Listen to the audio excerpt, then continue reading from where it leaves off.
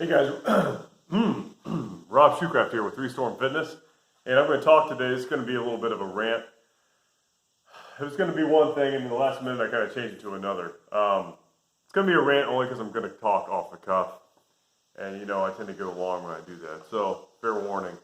I want to talk about 3 books. I was originally just going to talk about a book called Bad Science that I read about a year ago by Ben Goldacre. I think it's how you say his last name. And kind of within the context of fitness, especially studies, you always see headlines coming out in whatever news outlet, usually blogs or whatever, where somebody cites a study and gives some big crazy headline about it, and usually no one even opens it up to see what the text actually has to say, what the journalist relaying, oftentimes the journalist relaying the information from some study they heard about or someone told them about, or maybe hopefully they read. People usually just see the headlines and, oh, I didn't know that lifting weights will now make your heart explode, and they won't open it up to see what it is. So it's just like this chain of potentially bad information, sometimes good. And then, anyways, I was going to talk all about that, and I guess I already sort of did, kind of. But it's a great. There's 2 other books, however, that kind of came to mind, and I don't really know how to classify these books, the 3 of these books. You could call them kind of self-help, but they're not really. They do help you if you use them properly, if you apply the knowledge you learn from it properly. But really, they're just insightful. Not everybody is, everybody is special, but not everybody is entirely unique. Nobody is 100% unique. Well, everybody is 100% unique, but there's no one who contains all original thoughts and actions. If you have a thought about something, very likely another person, if not another billion people do. And that's really a good thing. And the good thing is that when studies, and in every single one of these books, and I'll get to the names of them in a second, when people study these human behaviors by the numbers, they're able to kind of tease out information about how people behave, what they do how they react, what they think about, and whether it's a situation where somebody's trying to hurt you, whether it's a situation where someone's just trying to gain from you, maybe not maliciously, but they're just trying to exploit maybe your behaviors. It could be like a marketing thing, or someone just trying to make a business deal with you and just squeak something by, or more likely than ever, whether you are just hurting yourself by the way you're thinking, the way your cognitive process works, and you're just missing things. So those are kind of 3 areas that each one of these books talks about. And when you have that information, whether or not you agree with it, that's kind of debatable. I mean, every author has their own flaws. I mean, I'm sure not 100% of the information in each of these books is accurate. I mean, that's just the way of life. But when you look at the whole thing, you're able to tease out information that you could probably possibly use for yourself. And when the kind of thing that made me sort of think like this, or kind of got me on this track, I suppose, is when I don't know if I mentioned it before, but I have a bachelor's degree in psychology. So I studied psychology in college at OU, Ohio University, and studied, and I was just fascinated by a couple classes. One of them in particular was, I believe it was social psychology, social psychology of something.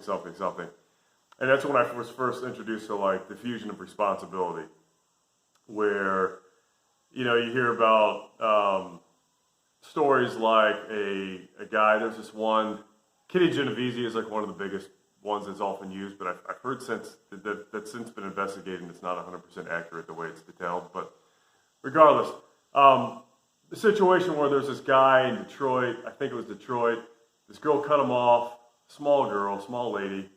The guy was this giant man, pulls her out of the car, cuts her off, or runs her off the road, pulls her out of the car, beats her to death with a tire iron and throws her off the bridge. Meanwhile, there's like several dozen people sitting around just watching, not doing anything, not even calling the police, from what I remember. Don't take the details as gospel, but that was the basic gist of it. And I just remember thinking, there's no way. My first thought was, there's no way I would just sit there and let that happen. And I'd still like to think to this day that at the time before I heard this, I wouldn't let that happen. But most people will let that happen. Not because they like to see it, but because they see other people around them. Basically, the way it works is the more people that choose not to do something or choose to do something, that strengthens the effect of whether or not you will do something. So if there's two people seeing some crime, chances are pretty good that even if one guy doesn't act, the other one will. If there's 30 people watching a crime, however, and no one acts, most likely no one will. Of course, when they do, there's another phenomenon that happens. I can't remember what it's called. But as soon as they do, then everybody does. So anyways, I just remember thinking, wow, like that's important. Like, I'm just going to dismiss for a second that I'm special, that I'm unique. And I'm just going to assume I'm the common denominator in everything. That I'm what somebody would expect to see, what a scientist would expect to see happen in every situation of my life. I'm going to assume that I am that subject. And then I'm going to just try to analyze these things to make sure I make the right decision.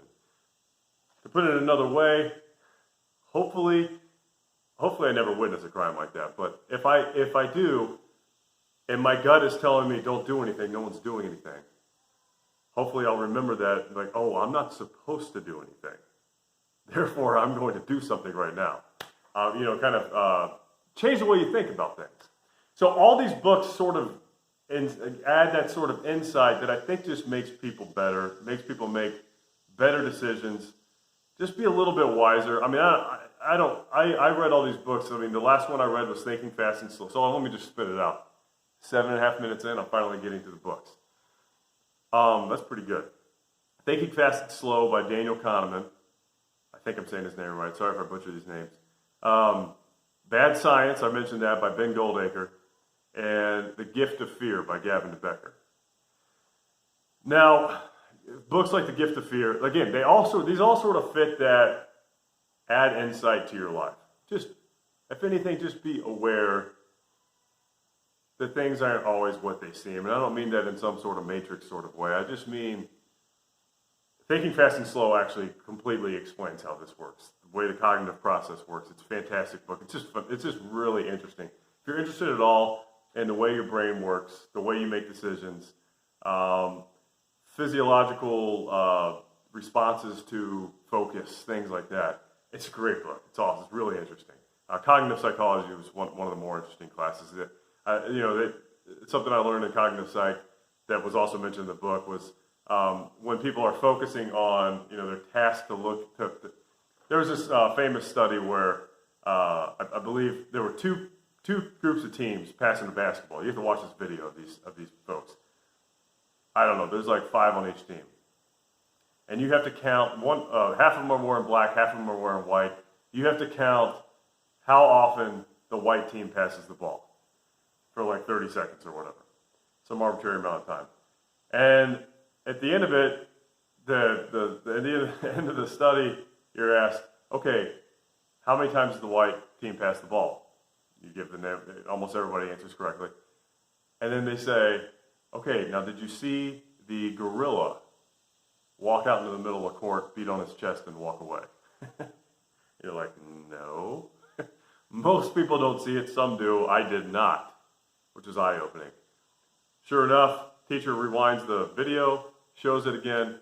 Freaking guy in a gorilla suit just strolls out into the middle of everything, stops, beats on his chest, strolls away. And it's like, how did I miss that? the book is full of things like that, where you're just like, what? And then, you know, if you were fortunate enough to kind of be a part of these studies or at least see them reproduced, it kind of strengthens that, yeah, this actually is true. Like, your brain does some weird crap to keep you alive, but just ways to kind of re-examine those things. It's very interesting. One thought that I didn't quite finish was the gift of fear.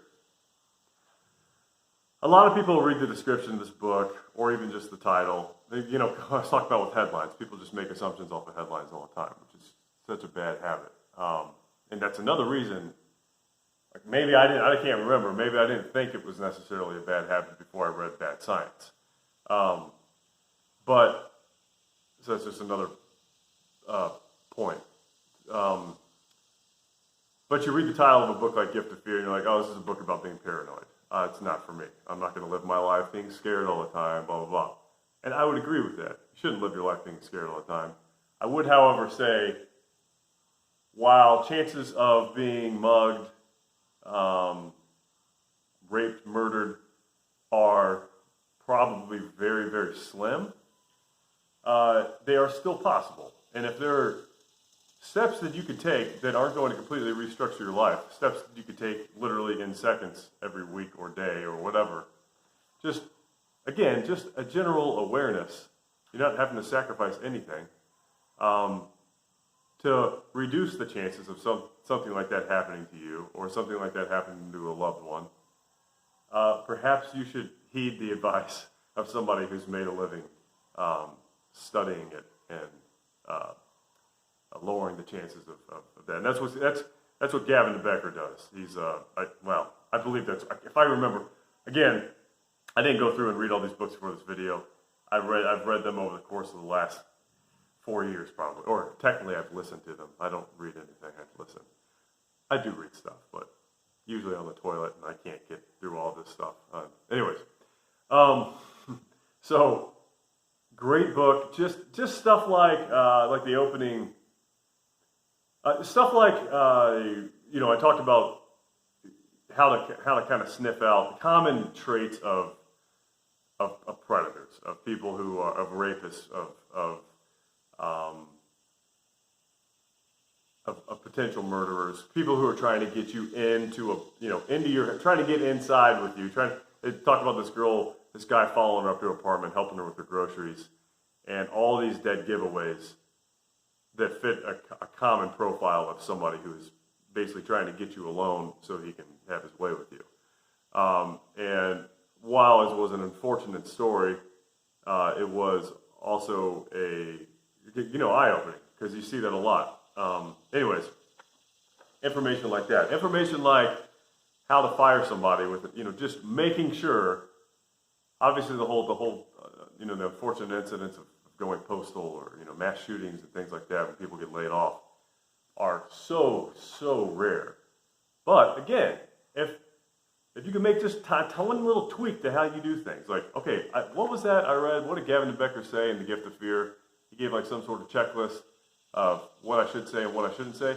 I'm about to fire somebody who, has kind of been a little, maybe I'm firing somebody because they went off in the, whatever the case may be. Maybe you should go back, take 5 seconds, and go over that checklist. Just make sure, again, you're not saying, this son of a gun is going to come in here and kill everybody. I just know it, so I'm going to read. No, you're just saying, I'm just going to do my due diligence. Maybe I'll learn something, So it's just these books are just filled with gems like that, the good takeaways. As far as, so laying somebody off, breaking up with somebody. Talks a lot about stalkers. How to handle somebody who is, maybe they were in a business relationship with you, or maybe somebody who thinks that they're a lot better friends with you than you actually are with them, and they just will not stop leaving you. Ways to handle situations like that. Very awesome book. Every one of these books, clearly, if I'm making a long 14-minute video about it, 15 going on 40, I clearly think highly of them, and I do think everybody should read them. That's just my opinion. If you read them and you hate them and you think I'm crazy, that's totally fine. Sorry. And then bad science, I kind of mentioned that already, but it talks about, in this bad science, of all these books, bad science is probably the one that might rub people the wrong way, because he talks a lot about homeopathy and different ways of raising children and teaching methodologies and things that are very big that I, quite frankly, at some point have at least put enough credence into to entertain the idea of implementing them in my own life. Like I've taken homeopathic medicines before, and quite frankly felt better. But he talks about things like why people feel better when they take that. Like very likely it's a regression to the mean. You know, going back to basically the situation is, okay, I take a medicine that is, you know, it's a homeopathic medicine. I can't remember, there's one in particular. It tasted great. It was made in like Africa or something, and wild, some sort of berries, and it was great. And you take it, first of all, there's the power of placebo. Your mind thinking basically that you're helping yourself, so therefore you do help yourself, the whole power of the mind. But more commonly, things like, I got a cold, I'm going to take this medicine, I'm going to take it for 2 days. Oh my gosh, I'm better. Like that stuff really worked. That's freaking awesome. I've taken what's it called? Airborne. I used to take that stuff all the time. I still, when I'm sick, I still like rub like essential oils on me. I don't know if my whole outlook is, well, I started doing it and I haven't gotten sick in 7 years or however long it's been. I've been sick once in the last 7 years. In other words, sick enough that I had to call off work for a day, which is pretty spectacular. So all the things I've done in the past, all the things that I do when I start feeling sick, I do them all again. I'm like a superstitious baseball player who's, you know, throwing something over his shoulder and catching it, spitting in some, you know, it's like, I don't know which one of these things have been working, so I'm just going to do it. Most likely it's because whenever I start to get sick, I take a nap and I make sure I get a good night's sleep. Most likely that's probably what it is. Plus I eat tons of vegetables and all that crap. But I still do the essential oils, you know, I'll still go in, I'll take a cold shower, I'll, you know, do all the stuff. Maybe it's working, maybe it's not.